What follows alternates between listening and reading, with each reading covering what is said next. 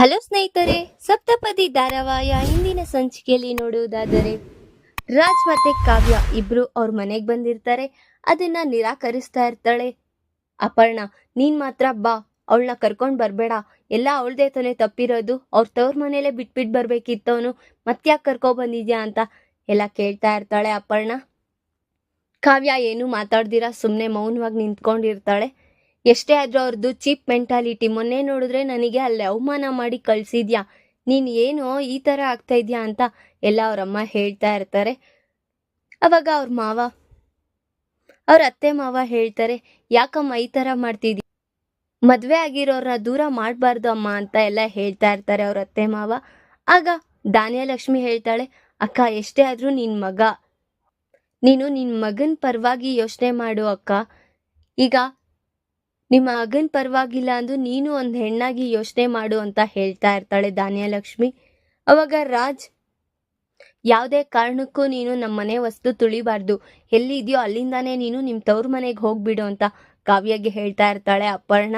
ಆವಾಗ ರುದ್ರಾಣಿ ಯೋಚನೆ ಮಾಡ್ತಾ ಇರ್ತಾಳೆ. ಟ್ವಿಸ್ಟ್ ಮೇಲೆ ಟ್ವಿಸ್ಟ್ ಇಡ್ತಾ ಇದ್ದಾಳೆ ಅಪರ್ಣ ಅತ್ಗೆ, ಈಗ ಏನ್ ಮಾಡ್ತಾಳೆ ಅಂತ ಎಲ್ಲ ಯೋಚನೆ ಮಾಡ್ತಾ ನಿಂತಿರ್ತಾಳೆ. ಅವಾಗ ಅಪರ್ಣ ಅವ್ರ ಅತ್ತೆ ಹೇಳ್ತಾರೆ, ಸಾಕು ನಿಲ್ಸು ಅಪರ್ಣ, ಯಾಕೆ ಈ ತರ ಮಾಡ್ತಾ ಇದ್ಯಾ, ಯಾರೇ ಆದ್ರೂ ದಂಪತಿಗಳನ್ನ ದೂರ ಮಾಡಬಾರ್ದು ಅಂತ ಯೋಚನೆ ಮಾಡಬಾರ್ದು. ನೀನು ನಿನ್ ಮಗನ್ಗೋಸ್ಕರ ನೀನ್ ಈ ತರ ಮಾಡ್ತಾ ಇದ್ಯಾ, ಆದ್ರೆ ನಿಮ್ ಮಗನ್ಗೆ ಅವಳು ಇಷ್ಟ ಆಗ್ಬಿಟ್ಟೆ ಅವ್ರ ಅತ್ತೆ ಮನೇಲಿ ಇದ್ದಿದ್ದು ಎಲ್ಲ ಏನೇನಿದ್ಯೋ ಅದನ್ನ ಮುಗಿಸ್ಕೊಂಡು ಬಂದಿದ್ದಾರೆ, ಮತ್ತೆ ನೀನ್ ಯಾಕೆ ಈ ತರ ಮಾಡ್ತಾ ಇದೀಯಾ ಅಂತ ಹೇಳ್ತಾ ಇರ್ತಾರೆ ಅವ್ರ ಅತ್ತೆ. ಅವಾಗ ರುದ್ರಾಣಿ ಹೇಳ್ತಾಳೆ, ಅತ್ಗೆ ನೀವೇ ಕಾವ್ಯ ಮತ್ತೆ ರಾಜ್ ಇಬ್ರು ಹೇಗಿದ್ರು ಅಂತ, ಮತ್ಯಾಕ್ ನೀವ್ ಈ ತರ ಮಾಡ್ತಾ ಇದ್ದೀರಾ ಅತ್ಗೆ, ಇಷ್ಟ ದಿವಸ ನನ್ನ ಜೀವನ ಹಾಳು ಮಾಡಿದ್ ಸಾಕಾಯ್ತು, ಈಗ ನಿಮ್ಮ ಮಗನ ಜೀವನನೂ ಹಾಳು ಮಾಡ್ಬೇಕು ಅಂತ ಕಾಯ್ತಾ ಇದ್ದೀರಾ. ನಾನೊಬ್ಳು ಈಗ ಏಕಾಂಗಿಯಾಗಿದ್ದೀನಿ, ಈಗ ನಿನ್ ಮಗನು ಏಕಾಂಗಿಯಾಗಿರೋದೇ ನಿನ್ನ ಆಸೆನಾ ಅಂತ ಎಲ್ಲ ಹೇಳ್ತಾ ಇರ್ತಾಳೆ ರುದ್ರಾಣಿ. ಸಾಕು, ಇದು ನಂದು ಅವನದು ವಿಚಾರ, ನಿನ್ ಮಧ್ಯ ಬರ್ಬೇಡ, ನೀನು ಬೇಳ್ದಿರೋ ಸಲಹೆ ಎಲ್ಲ ಕೊಡ್ಬೇಡ ಅಂತ ಹೇಳ್ತಾ ಇರ್ತಾಳೆ. ಆಗ ಸ್ವರಾಜ್ ಅವ್ರ ತಾತ ಹೇಳ್ತಾರೆ, ಇದು ನಿನಗೂ ನಿಮ್ಮ ಅಮ್ಮಗೂ ಬಿಟ್ಟಿರೋ ವಿಚಾರ, ನಾನು ಇದಕ್ಕೆಲ್ಲ ಮಧ್ಯ ಬರಲ್ಲ ಅಂತ ಎಲ್ಲ ಹೇಳ್ತಾ ಇರ್ತಾರೆ. ನಾನು ಇದ್ರ ಮಧ್ಯೆ ಎಲ್ಲ ಬರಲ್ಲ, ನೀನುಂಟು ನಿಮ್ಮ ಅಮ್ಮ ಉಂಟು, ನೀವೇನು ನಿರ್ಧಾರ ಮಾಡ್ಕೊತೀರೋ ಮಾಡ್ಕೊಳ್ಳಿ. ಇಷ್ಟು ದಿವಸ ನನ್ನ ಸೊಸೆಗೆ ನಾನು ಮಾತಿನ ಬೆಲೆ ಕೊಟ್ಟು ಸಾಕಾಗಿದೆ, ಈಗ ಅವಳು ಇಷ್ಟಪಟ್ಟಂಗೆ ಆಗ್ಲಿ ಅಂತ ಹೇಳ್ತಾ ಇರ್ತಾರೆ ಅವ್ರ ತಾತ.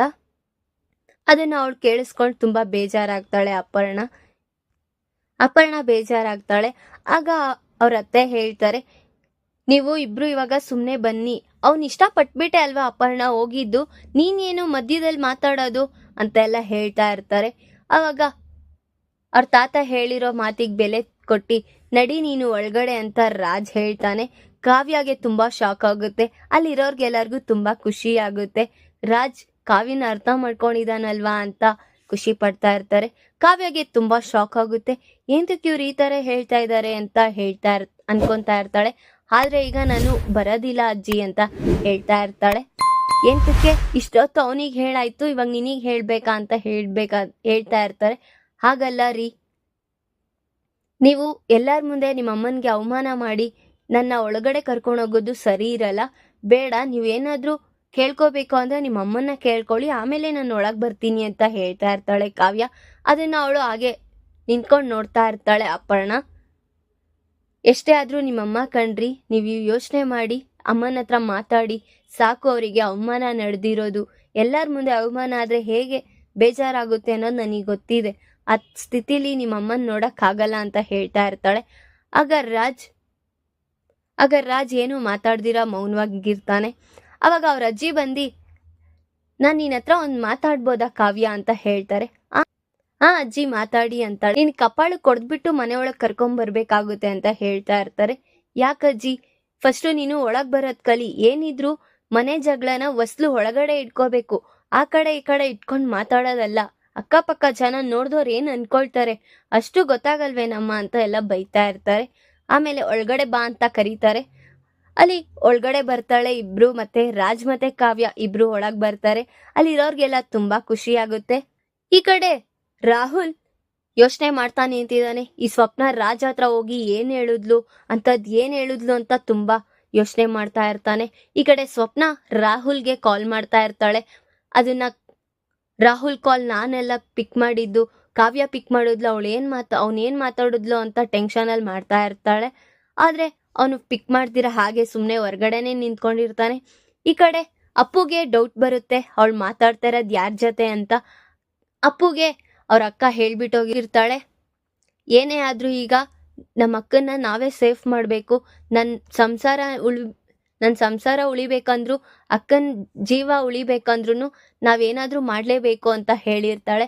ಹಾಗಾಗಿ ನೀನು ಅಕ್ಕನ್ನ ಪ್ರತಿಯೊಂದು ನಿಮಿಷನೂ ಗಳಿಗೆನೂ ಅಬ್ಸರ್ವ್ ಮಾಡ್ತಾ ಇರು ಅಂತ ಹೇಳಿರ್ತಾಳೆ. ಆಯ್ತು ಅಕ್ಕ ಅಂತ ಅಪ್ಪು ಭಾಷೆ ಕೊಟ್ಟಿರ್ತಾಳೆ. ಹಾಗಾಗಿ ಸ್ವಪ್ನನ ಅಬ್ಸರ್ವ್ ಮಾಡ್ತಾನೆ ಇರ್ತಾಳೆ. ಎಲ್ಲಿ ಹೋಗ್ತಿದ್ದಾಳೆ, ಯಾರ ಜೊತೆ ಮಾತಾಡ್ತಿದ್ದಾಳೆ ಅಂತ ಎಲ್ಲ ಅಬ್ಸರ್ವ್ ಮಾಡ್ತಾ ಇರ್ತಾಳೆ ಅಪ್ಪು. ಕಡೆ ರಾಜ್ ಅವ್ರ ಅಮ್ಮ ಬೇಜಾರಾಗಿರೋದನ್ನ ನೋಡಿ ಅವ್ರ ಅಮ್ಮನ ಹತ್ರ ಮಾತಾಡೋದಿಕ್ಕೆ ಅಂತ ಬರ್ತಾನೆ. ಅಮ್ಮ ನಾನೇನೇ ತಪ್ಪು ಮಾಡಿದ್ರು ನೀನನ್ನ ಕ್ಷಮಿಸ್ತೀಯ, ಅದು ನನಗೆ ಗೊತ್ತಿದೆ. ಆದ್ರೂ ನೀನ್ ಎಷ್ಟು ಮನ್ಸಲ್ಲಿ ನೋವು ಇಟ್ಕೊಂಡಿದ್ಯಾ ಅಂತ ನನಗೆ ಗೊತ್ತಾಗ್ತಿದೆ ಅಮ್ಮ. ನಾನೇನು ಬೇಕು ಅಂತ ಮಾಡ್ತಾ ಇಲ್ಲ, ಎಲ್ಲ ಟೈಮ್ ಬರುತ್ತಮ್ಮ, ನಿನಗೆ ಗೊತ್ತಾಗುತ್ತೆ ಅಂತ ಎಲ್ಲ ಹೇಳ್ತಾ ಇರ್ತಾನೆ. ಸಾಕು ರಾಜ್, ನಿಲ್ಸು. ನೀನು ನಿನ್ನ ನಾಟಕ ಎಲ್ಲ, ನೀನು ನಿನ್ನ ಹೆಂಡತಿ ಜೊತೆ ಹೋಗಿದ್ದು ಅವಮಾನ ಮಾಡಿಸಿದೆಲ್ಲ ಸಾಕು, ನನಗಿನ್ನೂ ಅವಮಾನ ಮಾಡಬೇಡ ಅಂತ ಎಲ್ಲ ಹೇಳ್ತಾ ಇರ್ತಾಳೆ ಅಪರ್ಣ. ಈ ಕಡೆ ಕಲ್ಯಾಣ್ ಬಂದು ಅವರಿಬ್ರು ಮಾತಾಡ್ತಾ ಇರೋದನ್ನ ಕೇಳಿಸ್ಕೊತಾ ಇರ್ತಾನೆ. ಆಗ ರಾಜ್ ಹೇಳ್ತಾನೆ, ಅಮ್ಮ ಇದೆಲ್ಲ ನಂದು ನಾಟಕ, ಕಾವ್ಯ ಹೇಳಿದಾಳೆ, ನಾನು ಇದ್ದಿದ್ದೆ ಉದ್ದೇಶನೇ ಬೇರೆ ಅಮ್ಮ. ಅಲ್ಲಿ ನಾನು ಸ್ವಪ್ನ ಬರ್ತಾಳೆ, ಅವಳನ್ನ ನೋಡಲೇಬೇಕು, ಏನು ಎತ್ತ ಅಂತ ಎಲ್ಲ ತಿಳ್ಕೊಬೇಕು ಅನ್ನೋ ಕಾರಣಕ್ಕೆ ನಾನು ಅಲ್ಲಿದ್ದಿದ್ದು. ನಿಮಗೆ ತುಂಬ ಬೇಜಾರು ಮಾಡಿದ್ದೀನಿ ಗೊತ್ತು, ಆದರೆ ಅವಳು ಅವ್ರ ಮನೇಲಿ ಇದ್ದಾಳೆ ಅಂತ ನಾನು ಕನ್ಫರ್ಮ್ ಮಾಡ್ಕೋಬೇಕಾಗಿತ್ತು, ಅದಕ್ಕೆ ಇದ್ದಿದ್ದು. ನೀನು ಕರೆದ್ರು ನಾನು ಬಂದಿಲ್ಲ ಅಂತ ಹೇಳ್ತಾ ಇರ್ತಾನೆ. ಅದು ನಿಜ ಆಗೋಯ್ತು ಅಮ್ಮ, ಸ್ವಪ್ನನ ನಾನು ನೋಡಿದೆ, ನಾನು ಮಾತಾಡಿದೆ ಅಂತ ಎಲ್ಲ ಹೇಳ್ತಾ ಇರ್ತಾನೆ. ಹೌದಾ ಅಂತ ಎಲ್ಲ ಹೇಳ್ತಾ ಇರ್ತಾಳೆ ಅಪರ್ಣ. ಹೌದು, ಈಗ ಕಾವ್ಯ ಹೇಳಿದಾಳೆ, ಇನ್ನೊಂದು ವಾರದೊಳಗೆ ಅವಳದೇನು ತಪ್ಪಿಲ್ಲ ಅಂತ ನಿರೂಪಿಸ್ತೀನಿ ಅಂತ ಹೇಳಿದಾಳೆ ಅಂತ ಹೇಳ್ತಾ ಇರ್ತಾಳೆ. ಹಾಗಾದ್ರೆ ಎಲ್ಲ ತಪ್ಪು ಆ ಕಾವ್ಯದೇನಾ ಅಂತ ಎಲ್ಲ ಹೇಳ್ತಾ ಇರ್ತಾಳೆ ಅಪರ್ಣ.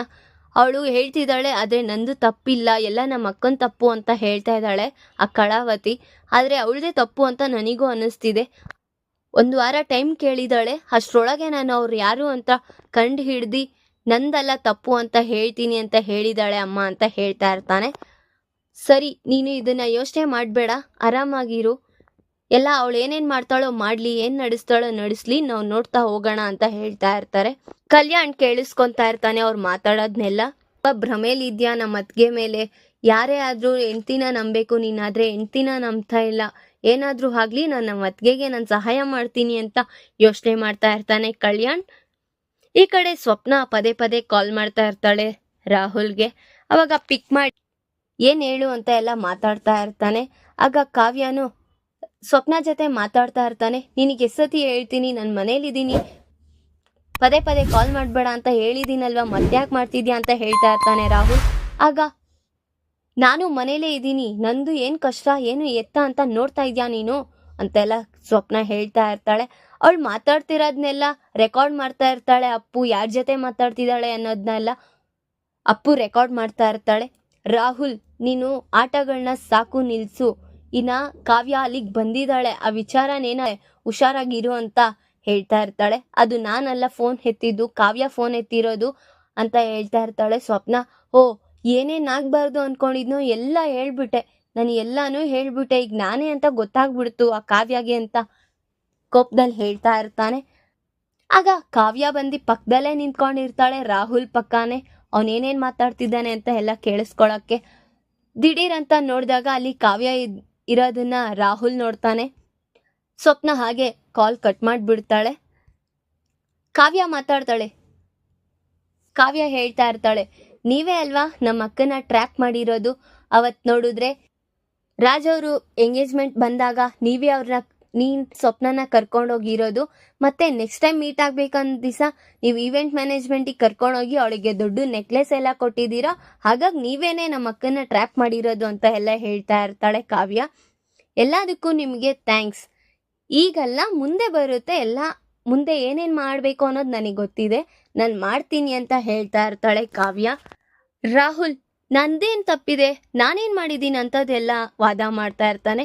ನನಗೆ ಗೊತ್ತಿದೆ ನೀವೇನೇನು ಮಾಡ್ತಿದ್ದೀರಾ ಅಂತ, ಗೊತ್ತಾಗೇ ಆಗುತ್ತೆ, ಈಗ ಸರಿ ಅಂತ ಸುಮ್ಮನೆ ಇದ್ದೀನಿ ಅಂತ ಹೇಳ್ತಾ ಇರ್ತಾಳೆ ಕಾವ್ಯ. ಆಲ್ ದ ಬೆಸ್ಟ್, ನೀವೇನು ಪ್ರೂಫ್ ಮಾಡಬೇಕೋ ಮಾಡಿ, ಆದರೆ ಅದನ್ನು ನಾನು ತಪ್ಪು ಅಂತ ಪ್ರೂವ್ ಮಾಡ್ತೀನಿ ಅಂತ ಹೇಳ್ತಾ ಇರ್ತಾನೆ ರಾಹುಲ್. ಸೇಮ್ ಟು ಯು ಅಂತ ಹೇಳ್ತಾಳೆ ಕಾವ್ಯ.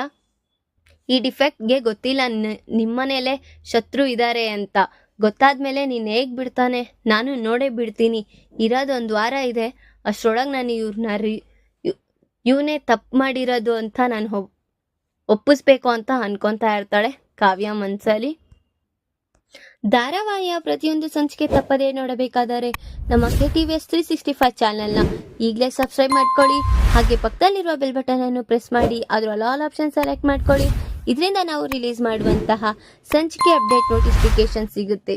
ಈ ಕಡೆ ಕಲ್ಯಾಣ್ ಬರ್ತಾನೆ ಅವ್ರ ಅತ್ತಿಗೆ ಹತ್ರ ಮಾತಾಡೋದಿಕ್ಕೆ. ಅದಕ್ಕೆ ನೀವು ಮಾಡಿರೋ ತಪ್ಪು ಅದಕ್ಕೆ ಅಂತ ಎಲ್ಲ ಮಾತಾಡ್ತಾ ಇರ್ತಾನೆ. ನಾನೇನು ಮಾಡಿದೆ ಕಲ್ಯಾಣ್ ಅವರೇ ಅಂತ ಕೇಳ್ತಾಳೆ. ನೀವು ಅಣ್ಣನ ಹತ್ರ ಈ ಒಪ್ಪಂದ ಇಟ್ಕೊಂಡಿರೋ ತಪ್ಪು ನಂದೇ ತಪ್ಪು ಅಂತ ಗೊತ್ತಾದರೆ ನೀವು ಮನೆ ಬಿಟ್ಟು ಹೋಗ್ತೀರಾ, ಇದೆಲ್ಲ ಸುಮ್ಮನೆ, ಇದೆಲ್ಲ ತಪ್ಪು ಅಲ್ವಾ ಅತ್ತಿಗೆ ಅಂತ ಎಲ್ಲ ಹೇಳ್ತಾ ಇರ್ತಾನೆ ಕಲ್ಯಾಣ್. ಏನು ಮಾಡೋದು, ನಮ್ಮ ಅಕ್ಕನ್ನ ಯಾರೋ ಟ್ರ್ಯಾಪ್ ಮಾಡಿದ್ದಾರೆ, ಅವಳನ್ನ ಬೇಕು ಅಂತಾನೆ ಈ ಆಟ ಆಡಿಸ್ತಾ ಇರೋದು ಅಂತ ಎಲ್ಲ ಹೇಳ್ತಾ ಇರ್ತಾಳೆ ಕಾವ್ಯ. ನಿಮಗೆ ಗೊತ್ತಾಯ್ತಾ ಅವ್ರು ಯಾರು ಅಂತ ಅತ್ತಿಗೆ ಅಂತ ಕೇಳ್ತಾ ಇರ್ತಾನೆ. ಸದ್ಯಕ್ಕೆ ಗೊತ್ತಾಗಿಲ್ಲ, ಮುಂದೆ ಗೊತ್ತಾದರೆ ಎಲ್ಲ ವಿಚಾರ ಬರುತ್ತೆ, ಅವಾಗ ಈ ಮನೆ ಜನಗಳಿಗೆಲ್ಲ ನನ್ನ ಬಗ್ಗೆ ಏನು ಅಂತ ಗೊತ್ತಾಗುತ್ತೆ ಅಂತ ಹೇಳ್ತಾ ಇರ್ತಾಳೆ ಕಾವ್ಯ. ಸರಿ ಅದ್ಗೆ ಏನೇ ಹೆಲ್ಪ್ ಬೇಕಂದ್ರೂ ಹೇಳಿ, ನಾನು ನಿಂತ್ಕೊಳ್ತೀನಿ ನಿಮ್ಮ ಜೊತೆಗೆ ಅಂತ ಹೇಳ್ತಾ ಇರ್ತಾನೆ. ಕಾವ್ಯಗೆ ತುಂಬ ಖುಷಿ ಆಗುತ್ತೆ. ಆಮೇಲೆ ಕಾವ್ಯ ಕೇಳ್ತಾಳೆ, ಈ ಮನೇಲಿ ಇರೋರೆಲ್ಲ ನನ್ನ ಮೇಲೆ ಅನುಮಾನ ಪಡ್ತಿದ್ದಾರೆ, ನೀವು ಯಾಕೆ ನನ್ನ ಮೇಲೆ ಅನುಮಾನ ಪಡ್ತಿಲ್ವಲ್ಲ ಅಂತ ಕೇಳ್ತಾ ಇರ್ತಾಳೆ. ಅದ್ಗೆ ರಾಮ ಅನುಮಾನ ಪಟ್ಟಿರ್ಬೋದು ಸೀತೆ ಮೇಲೆ, ಆದರೆ ಲಕ್ಷ್ಮಣ ಯಾವತ್ತೂ ಅನುಮಾನ ಪಟ್ಟಿಲ್ಲ ಅದ್ಗೆ ಅಂತ ಹೇಳ್ತಾ ಇರ್ತಾನೆ. ಅವಳಿಗೆ ತುಂಬ ಖುಷಿ ಆಗುತ್ತೆ. ಕಲ್ಯಾಣ್ ಹೇಳ್ತಾನೆ, ಅದ್ಗೆ ನಾಳೆ ನಮ್ಮ ಅಜ್ಜಿ ತಾತ ಅವ್ರದ್ದು ವೆಡ್ಡಿಂಗ್ ಆ್ಯನಿವರ್ಸರಿ ಇದೆ, ಅದನ್ನ ಹೇಗಾದರೂ ನಾವು ಸೆಲೆಬ್ರೇಷನ್ ಮಾಡಬೇಕು, ನಾಳೆ ಎಲ್ಲದಕ್ಕೂ ರೆಡಿ ಆಗಿರಿ, ಈ ಥರ ಎಲ್ಲ ಇರಕ್ಕೆ ಹೋಗ್ಬೇಡಿ ಬೇಜಾರು ಮಾಡಿಕೊಂಡು, ನಾಳೆ ತುಂಬ ಖುಷಿಯಾಗಿರ್ಬೇಕು ಅಂತ ಹೇಳ್ತಾ ಇರ್ತಾನೆ.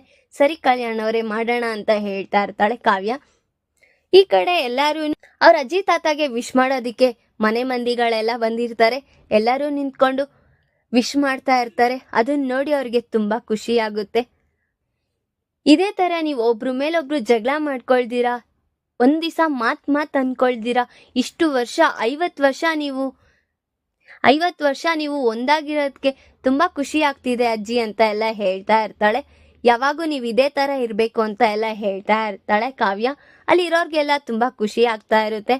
ಅವಾಗ ಕಲ್ಯಾಣ್ ಹೇಳ್ತಾನೆ, ಇದೇ ಟೈಮಲ್ಲಿ ಒಂದು ಕವಿ ಹೇಳ ಅಂತ ಹೇಳ್ತಾ ಇರ್ತಾನೆ.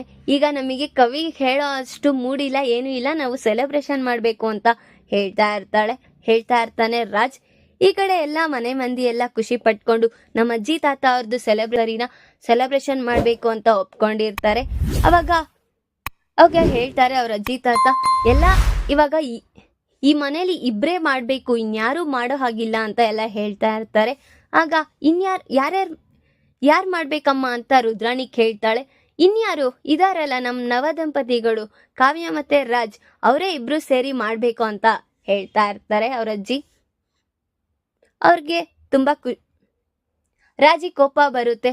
ಕಾವ್ಯ ಹೇಳ್ತಾಳೆ, ಪರವಾಗಿಲ್ಲ ಬಿಡಿ, ಮಾಡೋಣ, ಅವ್ರ ಖುಷಿಗೋಸ್ಕರ ಆದರೂ ಮಾಡೋಣ ಅಂತ ಹೇಳ್ತಾ ಇರ್ತಾಳೆ. ಇನ್ನು ಎಲ್ಲ ಸೆಲೆಬ್ರೇಷನ್ಗೆಲ್ಲ ರೆಡಿ ಮಾಡ್ತಾ ಇರ್ತಾರೆ, ಮನೆ ಎಲ್ಲ ಡೆಕೋರೇಷನ್ ಮಾಡ್ತಾ ಇರ್ತಾರೆ. ಕಾವ್ಯ ಮತ್ತೆ ರಾಜ್ ಇಬ್ರು ಖುಷಿಯಾಗಿ ಮನೆ ಎಲ್ಲ ಡೆಕೋರೇಷನ್ ಮಾಡ್ತಾ ಇರ್ತಾರೆ. ರುದ್ರಾಣಿ ಹೇಳ್ತಾ ಇರ್ತಾಳೆ ರಾಹುಲ್ಗೆ, ಎಲ್ಲ ನೋಡು ರಾಜ್ ಎಷ್ಟು ಕೆಲಸ ಮಾಡ್ತಾ ಇದ್ದಾನೆ, ಈಗ ನೆನ್ನೆ ಮೊನ್ನೆ ಬಂದಿರೋ ಕಾವ್ಯನೂ ಎಷ್ಟು ಕೆಲಸ ಮಾಡ್ತಾ ಇದ್ದಾಳೆ, ನೀನ್ ನೋಡಿದ್ರೆ ಏನು ಮಾಡ್ದಿರಾ ನಿಂತಿದ್ಯಾ, ಅವ್ರನ್ನ ಹೇಗಾದ್ರೂ ಹಾಳು ಮಾಡ್ಬೇಕು ಅಂತ ನಾನು ಯೋಚನೆ ಮಾಡ್ತಾ ಇದ್ದೀನಿ, ನೀನೇನ್ ಮಾಡ್ತಿದ್ಯಾ ಅಂತ ಎಲ್ಲ ಹೇಳ್ತಾ ಇರ್ತಾಳೆ. ಅಮ್ಮ, ನಮಗ್ ಬೇಕಾಗಿರೋದು ಆಸ್ತಿ, ಅವನಿಗೆ ನೋವು ಮಾಡಿದ್ರೆ ನಮಗೇನು ಸಿಗಲ್ಲ, ಅವನ ಆಸ್ತಿ ಬೇಕಾಗಿರೋದು ಅಂತ ಎಲ್ಲ ಹೇಳ್ತಾ ಇರ್ತಾನೆ ರಾಹುಲ್. ಈ ಕಡೆ ಮನೆ ಜನಗಳೆಲ್ಲ ಅವ್ರ ಅಜ್ಜಿ ತಾತಾಗೆ ಸೆಲೆಬ್ರೇಷನ್ ಮಾಡಕ್ಕೆ ರೆಡಿ ಆಗ್ತಾ ಇರ್ತಾರೆ. ಈ ಕಡೆ ಕಾವ್ಯ ಆ ಫ್ಲವರ್ಗೋಸ್ಕರ ಜಗಳ ಆಡ್ತಾ ಇರ್ತಾಳೆ. ನೀವೇ ಇಡಿ ಅಂತ ಎಲ್ಲ ಮಾತಾಡ್ತಾ ಇರ್ತಾಳೆ. ನನಗಿಂತ ಗೊತ್ತಾ ನಿನಗೆ ಅಂತ ರಾಜ್ ಹೇಳ್ತಾ ಇರ್ತಾನೆ. ಆಗ ಕಲ್ಯಾಣ್ ಬಂದು, ಅಣ್ಣ ನಿನ್ಗೊಂದು ನೆನಪಿದ್ಯಾ, ಅತ್ಗೆನ ನೀನು ಗಣೇಶನ್ ವಿಗ್ರಹ ರೆಡಿ ಮಾಡೋದಿಕ್ಕೆ ಕರ್ಕೊ ಬಂದಿದ್ವಿ, ಆ ಸಿಚುವೇಶನ್ನ ನೆನೆಸ್ಕೊ, ಅವರು ತಕ್ಕನಂಗೆಲ್ಲ ಕೆಲಸ ಮಾಡ್ತಾರೆ ಅಂತ ಹೇಳ್ತಾ ಇರ್ತಾನೆ ಕಲ್ಯಾಣ್. ಏನ್ ಮಾಡೋಣ ಕಲ್ಯಾಣ್ ಅವರೇ, ಮಾಡಿರೋ ಉಪಕಾರ ಅವ್ರಿಗೆಲ್ಲ ಎಲ್ಲಿ ನೆನಪಿರುತ್ತೆ, ನಾನು ಮಾಡಿರೋ ತಪ್ಪುನ ಎತ್ತಿ ಎತ್ತಿ ತೋರ್ಸೋದೇ ಅಲ್ವಾ ಅವ್ರ ಕೆಲಸ ಅಂತ ಹೇಳ್ತಾ ಇರ್ತಾಳೆ. ನಿಮ್ಮಿಬ್ಬರ ಜಗಳ ಮಧ್ಯೆ ನಾನು ಬರಲ್ಲ, ನಾನು ಸೇಫ್ ಆಗಬೇಕು ಅಂತ ಅಲ್ಲಿಂದ ಹೊರಟ್ಬಿಡ್ತಾನೆ. ಈ ಕಡೆ ಅವ್ರ ಅಜ್ಜಿ ತಾತ ಅವರಿಬ್ರು ಡೆಕೋರೇಷನ್ ಮಾಡ್ತಾ ಇರೋದನ್ನ ನೋಡ್ತಾ ನಿಂತ್ಕೊಂಡಿರ್ತಾರೆ. ಎಷ್ಟು ಚೆನ್ನಾಗಿ ಡೆಕೋರೇಷನ್ ಮಾಡ್ತಿದಾರಲ್ವಾ ಅಂತ. ಸ್ವರಾಜ್ ಅವ್ರ ಅಜ್ಜಿ ತಾತ ಇಬ್ರು ಮಾತಾಡ್ತಾ ಬರ್ತಾ ಇರ್ತಾರೆ. ಹೇಗೋ ಕಾವ್ಯ ಮತ್ತೆ ರಾಜ್ ಮದ್ವೆ ಹೇಗೇಗೋ ಆಯ್ತು, ಆ ಹುಡ್ಗಿ ಏನು ಎತ್ತ ಅಂತಾನೆ ನಮಗೆ ಗೊತ್ತಿರ್ಲಿಲ್ಲ, ಈಗ ನಮಗೆ ಎಷ್ಟು ಹೊಂದಾಣಿಕೆ ಆಗಿದ್ದಾಳೆ ಅವಳಂತ ಸೊಸೆ ನಮ್ಮ ಮನೆಗೆ ಬರೋದೇ ಇಲ್ಲ ಅನ್ಸುತ್ತೆ. ಏನಾದ್ರೂ ಮಾಡ್ಬೇಕು ನಮ್ಮ ಸೊಸೆಗೆ, ಏನಾದ್ರೂ ಮಾಡ್ಬೇಕು ಮಾವ ನಮ್ಮ ಸೊಸೆಗೆ ಅಂತ ಹೇಳ್ತಾ ಇರ್ತಾಳೆ. ಏನ್ ಮಾಡೋಣ, ಇದಕ್ಕೆಲ್ಲ ನಾವೇ ಇದೀವಲ್ಲ, ಏನಾದ್ರೂ ಯೋಚನೆ ಮಾಡೋಣ ಅಂತ ಯೋಚನೆ ಮಾಡ್ತಾ ಇರ್ತಾರೆ. ಆಮೇಲೆ ಅವ್ರ ತಾತ ಹೇಳ್ತಾರೆ, ಏನೋ ಹೇಗೋ ಆಗೋಗಿದೆ, ಈಗ ಕಾವ್ಯ ಅವ್ರ ತವ್ರ ಮನೆಯವ್ರನ್ನ ಕರ್ಸ್ಬಿಡೋಣ, ಕರ್ಸಿದ್ರೆ ಅವಳು ಖುಷಿ ಪಡ್ತಾಳೆ ಅಂತ ಹೇಳ್ತಾ ಇರ್ತಾರೆ. ಸರಿ ಬಾವ ನಾನು ನೋಡ್ಕೋತೀನಿ ಅಂದ್ಬಿಟ್ಟು ಸ್ವರಾಜ್ ಅವ್ರ ಅಜ್ಜಿ ಫೋನ್ ಮಾಡ್ತಾರೆ. ಸ್ವರಾಜ್ ಅವ್ರ ಅಜ್ಜಿ ಕನಕಾಗೆ ಫೋನ್ ಮಾಡ್ತಾರೆ. ಅವಾಗ ಕನಕ ಎತ್ತದಿರಾ ಅಪ್ಪು ಎತ್ತುತ್ತಾಳೆ. ಯಾರು ನೀವು ಅಂತ ಕೇಳ್ತಾ ಇರ್ತಾಳೆ. ನಾನು ಇಂದ್ರಾದೇವಿ ಅಂತ ಹೇಳ್ತಾ, ಯಾರಪ್ಪ ಈ ಇಂದ್ರಾದೇವಿ ಅವರೆಲ್ಲ ಅಂತ ಯೋಚನೆ ಮಾಡ್ತಾ ಇರ್ತಾಳೆ. ಅಮ್ಮ ಯಾರೋ ಇಂದ್ರಾದೇವಿ ಅಂತೆ ಅಮ್ಮ ಫೋನ್ ಮಾಡಿದ್ದಾರೆ ಅಂತ ಹೇಳ್ತಾ ಇರ್ತಾಳೆ. ಅವರ ಅಮ್ಮಂಗೆ ತುಂಬ ಶಾಕ್ ಆಗಿ, ಓ ಸ್ವರಾಜ್ ಅವ್ರ ಅಜ್ಜಿ ಅಲ್ವಾ ಅಂದ್ಬಿಟ್ಟು ಓಡ್ ಬಂದು ಈಸ್ಕೊಂಡು ಮಾತಾಡ್ತಾ ಇರ್ತಾಳೆ. ಅವ್ರು ಯಾರು ಅನ್ಕೊಂಡಿದ್ಯಾ, ನಿಮ್ಮ ಬಾವ ಅವರ ಅಜ್ಜಿ ಅಂತ ಹೇಳ್ತಾ ಇರ್ತಾಳೆ. ಆಮೇಲೆ ಇಸ್ಕೊಂಡು ಮಾತಾಡ್ತಾಳೆ. ಹಾ ಕನಕ, ನಾನೇ ಮಾತಾಡ್ತಾ ಇರೋದು. ಇವತ್ತು ಎಲ್ಲ ಮಕ್ಕಳೇ ಎಲ್ಲ ಸೇರಿ ನನಗೆ ನಮ್ಮ ಮನೆಯವ್ರಿಗೆ 50ನೇ ಮದುವೆ ದಿನನ ಆಚರಣೆ ಮಾಡ್ತಿದ್ದಾರೆ, ಹಾಗಾಗಿ ನೀವು ಬನ್ನಿ ಅಂತ ಹೇಳ್ತಾ ಇರ್ತಾಳೆ. ಅವಳಿಗೆ ತುಂಬ ಖುಷಿ ಆಗುತ್ತೆ. ಏನು ನಾವು ಬರೋದಾ? ಬೇಡ ಅಮ್ಮ, ನಾವು ಬಂದರೆ ಮತ್ತೆ ಅಲ್ಲಿ ಆಗಿರೋ ಜಗಳ ಮಧ್ಯೆ ಇನ್ನೂ ಜಗಳಗಳಾಗುತ್ತೆ, ಪರವಾಗಿಲ್ಲ ನೀವೇ ಆಚರಣೆ ಮಾಡ್ಕೊಳ್ಳಿ ಅಂತ ಎಲ್ಲ ಹೇಳ್ತಾ ಇರ್ತಾಳೆ. ಹಾಗೆ ಹೇಗಾಗುತ್ತೆ, ನೀವು ಬನ್ನಿ, ಇಲ್ಲೇನೂ ಆಗ್ತಿಲ್ಲ, ನಾನು ನಮ್ಮ ಮನೆಯವರು ಇಬ್ರು ಸೇರಿ ಕರೀತಾ ಇರೋದು ಬನ್ನಿ ಅಂತ ಹೇಳ್ತಾರೆ. ಆಮೇಲೆ ಇಬ್ರು ಕನಕ ಬಂದು ಅವ್ರ ಯಜಮಾನ್ರ ಹತ್ರ ಮಾತಾಡ್ತಾಳೆ. ರಾಜ್ ಅವ್ರ ಅಜ್ಜಿಯವರು ನಮಗೆ ಫೋನ್ ಮಾಡಿ, ಇವತ್ತು 50ನೇ ಮದುವೆ ದಿನ ಇದೆ, ನಾವು ಆಚರಣೆ ಮಾಡ್ತಾ ಇದ್ದೀವಿ, ಬರಲೇಬೇಕು ನಿಮ್ಮ ಮನೆಯವರೆಲ್ಲರೂ ಅಂತ ಹೇಳ್ತಾ ಇದ್ದಾರೆ, ಏನು ಮಾಡೋದು ರೀ ಅಂತ ಎಲ್ಲ ಹೇಳ್ತಾ ಇರ್ತಾಳೆ.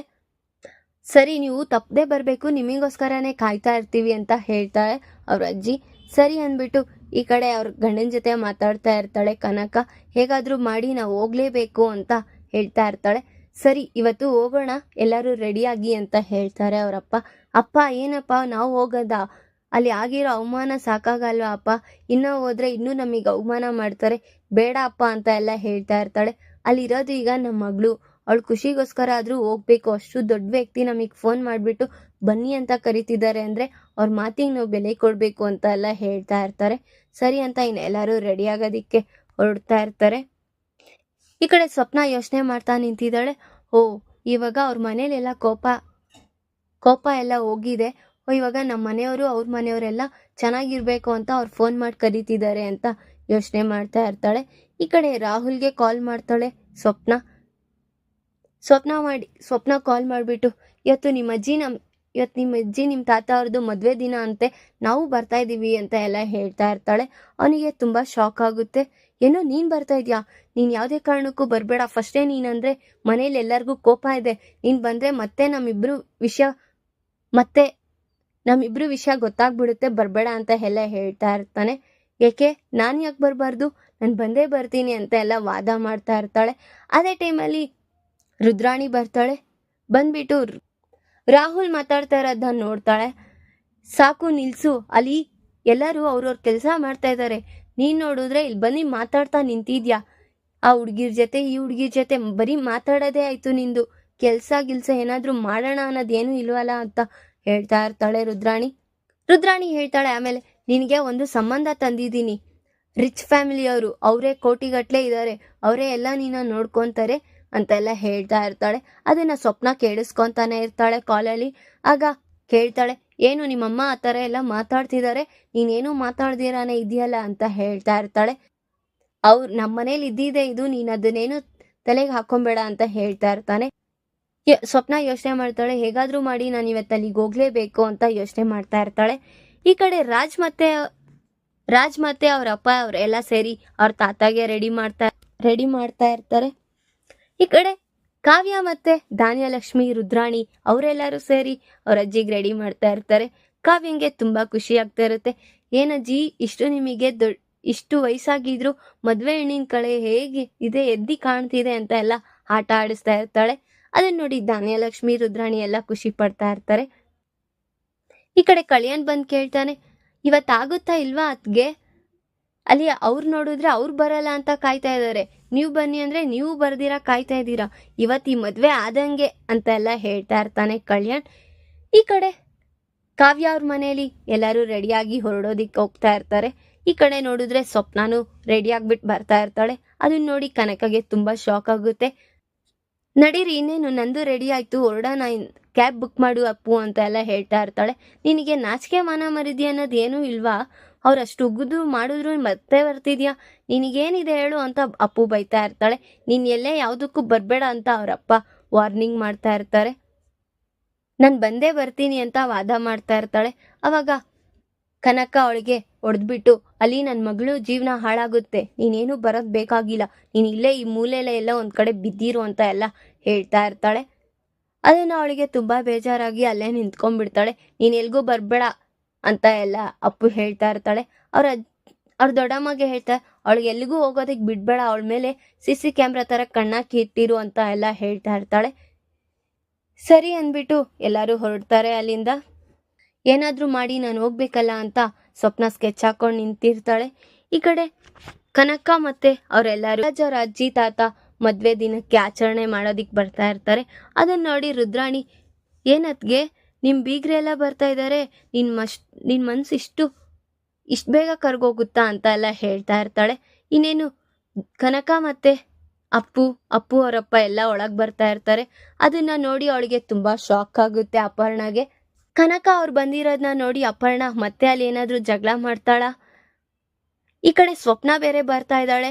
ಸ್ವಪ್ನದಿಂದ ಮತ್ತೆ ಏನಾದ್ರೂ ಕಾವ್ಯಗೆ ಗಂಡಾಂತರ ಕಾದಿದ್ಯಾ ಅನ್ನೋದನ್ನ ಮುಂದಿನ ಭಾಗದಲ್ಲಿ ತಿಳಿಸ್ಕೊಡ್ತೀನಿ.